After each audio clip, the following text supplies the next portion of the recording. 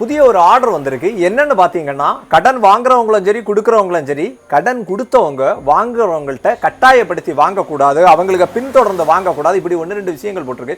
கடன் வாங்கினவங்க எல்லாம் ரொம்ப சந்தோஷமா இருப்பாங்க. ஆனால் ஒரு விஷயம் மட்டும் தெரிஞ்சுக்க வேண்டியிருக்கு. இது யாருக்கு சந்தோஷம் போட்டா, விஜய் மல்லையா இந்த மாதிரி என்னன்னா பல கோடிகள் அடிச்சுட்டு போனாங்க, இல்லை இவங்களுக்கு தான் ஈஸியாக இருக்கும். பாமர மக்களுக்கு ஈஸின்னு நினைக்காதுங்க. இனி உள்ளவங்களுக்கு கடன் கிடைக்காம இருக்க வாய்ப்பு தான் இது. முதல்ல ஒவ்வொரு கடையிலையும் கூட இஎம்ஐ ஆப்ஷன் இருந்தால் தான் சேல் பண்ண முடியும். இதுக்கு கடைக்கு மட்டும் இல்லை, பாமர மக்கள் பொருள் வாங்கினா கூட அந்த இஎம்ஐ ஆப்ஷன் இருந்தால் தான் பண்ண முடியும். இதில் வாங்குறவங்களில் 30% பேர் ஏமாத்தன் உள்ள எண்ணத்திலே வாங்குறாங்க. அப்போ அவங்கள சில சமயங்களில் பின்தொடர்ந்து தான் வாங்க முடியும்னு உள்ளதான் கண்டிப்பாக பண்ண முடியும். அப்போ இந்த 30% பேர்த்தையும் பின்தொடர்ந்து வாங்க முடியாது அப்படின்னு உள்ள சூழ்நிலை, அவன் 30% பணத்தை இழந்து போகும்போது இந்த இஎம்ஐ ஸ்கீம்னு உள்ளதே இருக்காது.